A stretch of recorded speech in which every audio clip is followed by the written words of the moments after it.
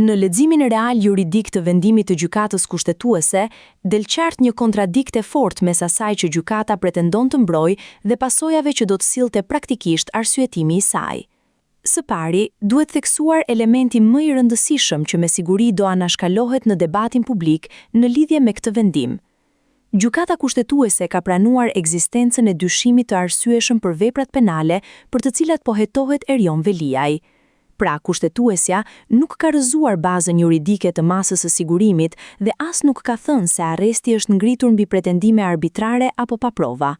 Përkundrazi, ajo rrëzoi si të pabazuar pretendimin për mungesën e dyshimit të arsyeshëm dhe pretendimin për cenimin e prezumimit të pafajësisë nga gjuha e përdorur në vendimet e gjykatave.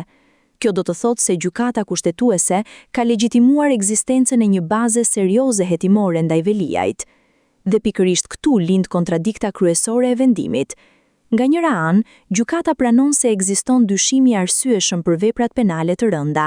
Nga ana tjetër, i kërkon gjykatës së lartë të arsyetojë proporcionalitetin e masës së sigurimit në raport me faktin që Veliaj është kryetar bashkie i zgjedhur. Por çfarë arsyetimi tjetër mund të jepte gjykata e lartë pa krijuar de facto një imunitet për zyrtarët e zgjedhur? Nëse ndiqet logjika e nënkuptuar e vendimit të kushtetueses, atëherë gjykata e lartë duhet të arrinte në përfundimin se, për shkak se është i zgjedhur nga populli, arresti në burg duhet shmangur ose trajtuar ndryshe, por kushtetuta shqiptare nuk njeh një privilegj të tillë për kryetarët e bashkive. Përkundrazi, reforma në drejtësi dhe vetë filozofia e Spakut u ndërtuan pikërisht mbi idenë se funksioni politik apo vota popullore nuk mund të krijojnë mburojë penale.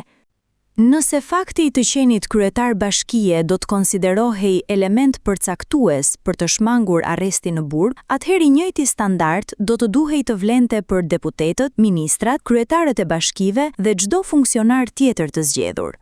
Kjo do të krijonte një standard paralel. Qytetari i zakonshëm mund të arrestohet, ndërsa politikani i zgjedhur gëzon një status të privilegjuar që ligji nuk e parashikon. Kjo është arsyeja pse pozicioni i gjykatës së lartë në thelb është juridikisht më koherent. Ajo nuk mund të ndërtonte një arsyetim që ta kthente mandatin politik në pengesë për masën e sigurimit, sepse kjo do të binte ndesh me parimin e barazisë para ligjit.